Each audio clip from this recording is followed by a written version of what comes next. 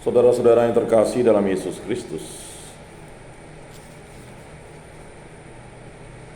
bacaan pertama Mazmur Tanggapan dan Injil Suci Yesus Kristus berbicara tentang perbuatan yang dilakukan oleh kita.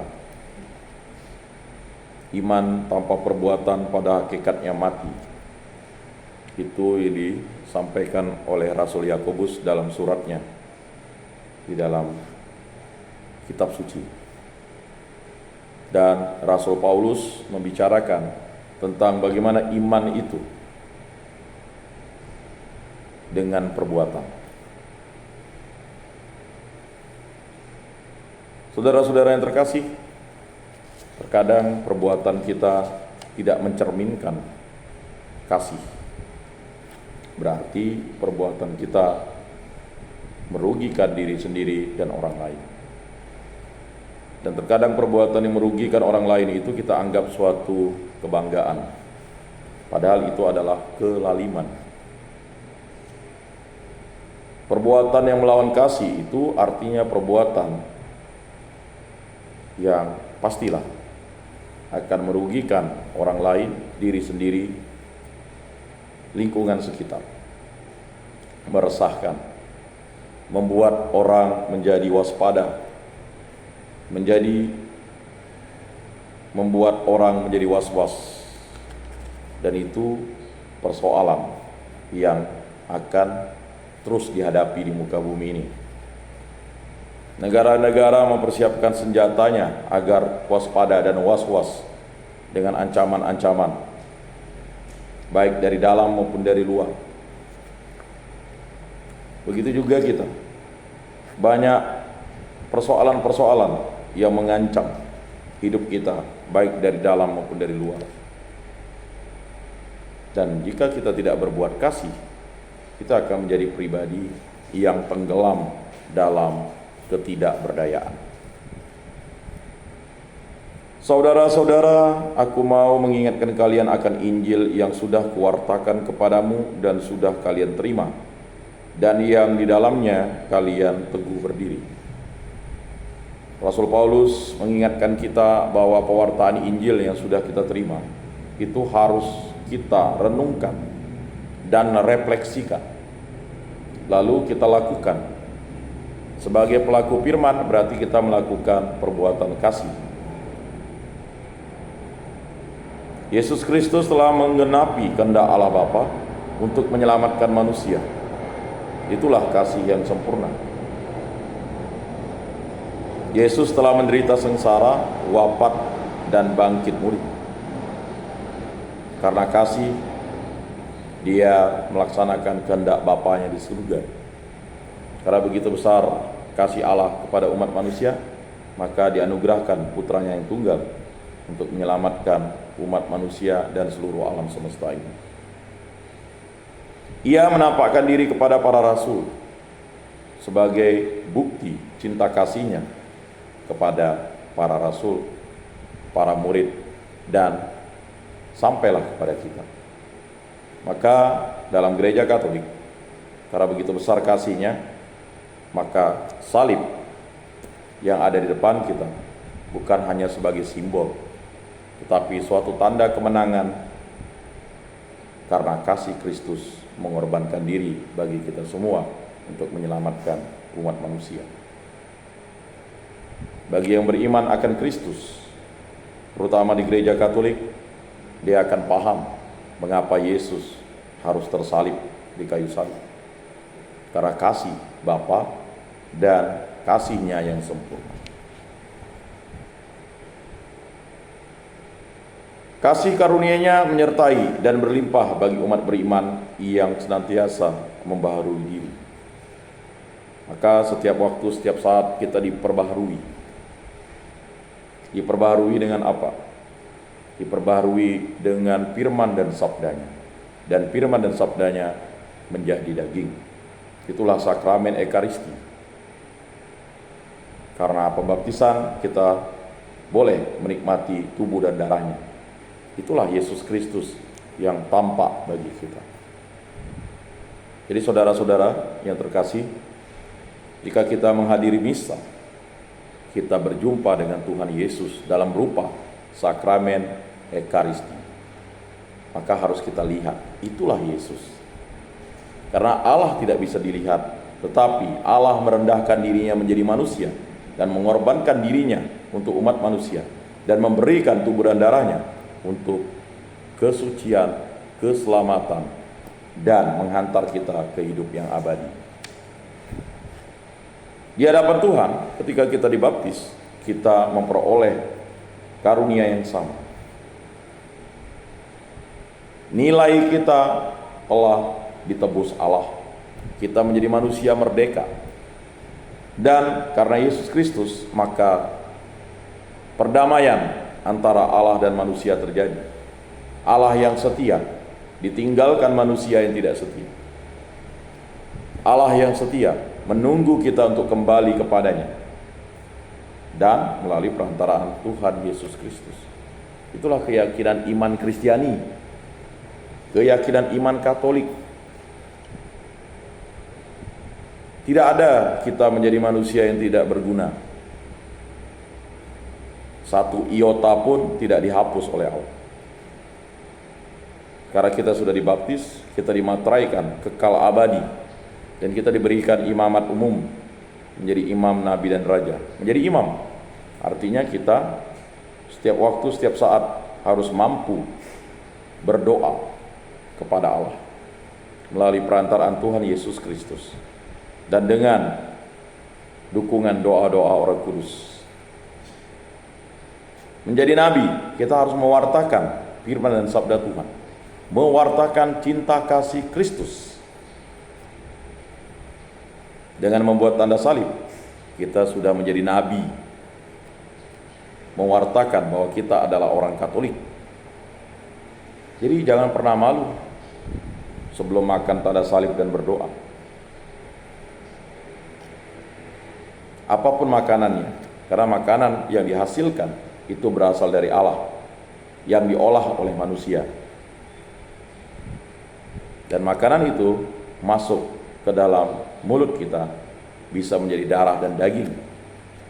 Itu adalah makanan jasmani. Tetapi makanan rohani yang paling utama adalah tubuh dan darah Kristus sendiri, untuk terus menyucikan diri kita. Kita menjadi raja, kita menjadi saksi-saksi Kristus yang bebas, bukan lagi hamba, tetapi menjadi raja. Diangkat Yesus menjadi putra-putri Allah. Kita tidak disebut hamba lagi, tetapi saudara. Maka kita berhak dan wajib menyebut Tuhan itu Bapa, karena baptisan, karena Kristus. Kita disahkan menjadi murid-murid Kristus. Lalu kita adalah kanisa atau kenisa Roh Kudus, bait suci Allah. Makanya bait suci Allah itu tidak boleh kotor. Untuk menyucikannya harus menerima sakramen tobat kembali. Karena sakramen baptisan itu sudah menyucikan kita, menguduskan kita. Tetapi terkadang ada perbuatan-perbuatan, gangguan-gangguan dari hawa nafsu, setan atau iblis, dan dunia ini, untuk kita tidak setia kepada Allah. Itulah kita diangkat Yesus. Oleh Injil itu kalian diselamatkan. Itu adalah pernyataan Rasul Paulus kepada kita. Siapakah Injil itu? Kabar sukacita itu. Dialah Mesias, Sang Sabda, Immanuel, Anak Manusia, Yesus Kristus, Allah, Yahweh, Elohim, Adonai. Bermacam-macam namanya. Mengapa namanya itu bermacam-macam? Karena diberikan oleh manusia, Allah, sesembahan kan.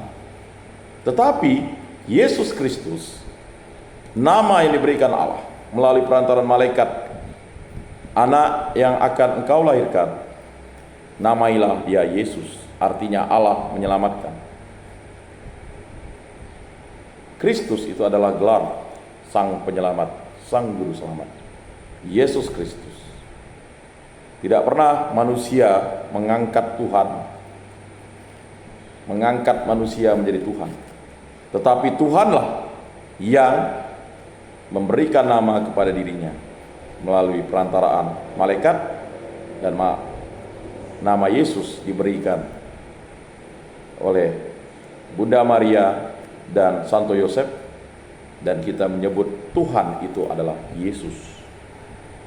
Jadi jelas ya, kita tidak menuhankan manusia, tetapi Tuhan yang menjadi manusia. Nah, itu harus dipahami ya, karena kalian hidup sebagai pribadi yang merdeka. Asal kalian berpegang teguh padanya sebagaimana kuwartakan kepadamu. Nah, itu dia, berpegang teguh. Paulus mengingatkan kita harus berpegang teguh. Maka Paulus mengingatkan kita atas pewartaan-pewartaan yang selama ini kita dengarkan, kita hadiri, kita nikmati. Kecuali kalau kalian sia-sia saja menjadi percaya. Ya. Jadi kalau ada yang merasa tidak percaya atau tidak percaya Tuhan Yesus, ya sia-sialah. Kata pengkhotbah, semuanya sia-sia. Allah tidak bisa dilihat manusia. Allah tidak bisa disentuh oleh manusia. Tetapi ketika Allah merendahkan diri menjadi manusia, kita bisa melihat rupa Allah. Kita bisa menyentuh Allah, dan bahkan kita menikmati Allah. Jadi sebagai orang Katolik yang beriman akan Yesus Kristus, kita bisa menyentuh, menikmati, dan Allah hadir di dalam diri kita. Itulah dia, sakramen Ekaristi. Maka setiap kali misa yang dipersembahkan oleh seorang imam atau uskup, kita harus melihat, lihat.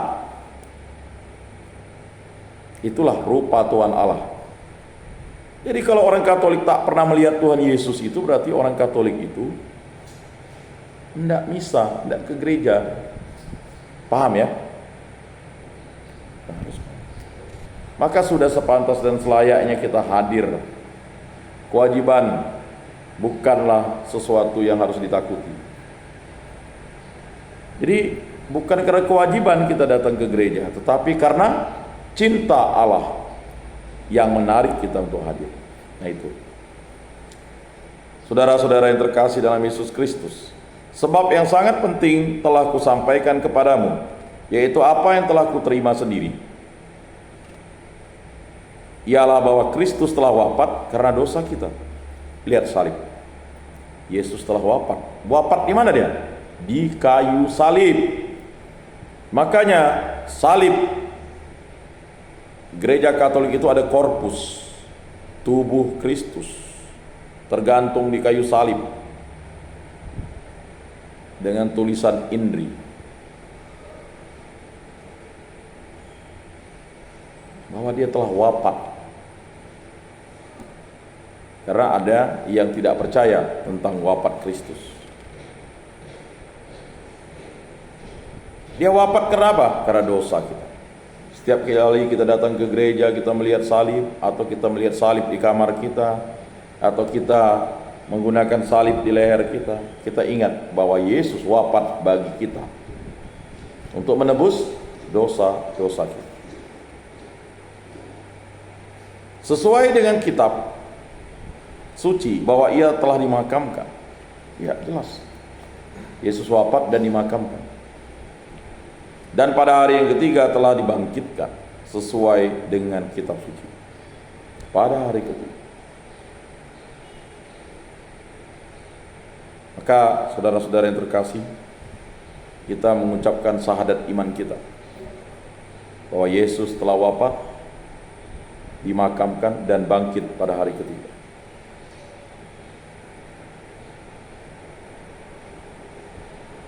dan bahwa ia telah menampakkan diri kepada Kepas. Siapa itu Kepas? Petrus. Ketika Maria Magdalena, ratu, ya dia anggap rasul para rasul, ya, rasul para rasul, seorang perempuan yang terpilih untuk menyaksikan Yesus Kristus bangkit.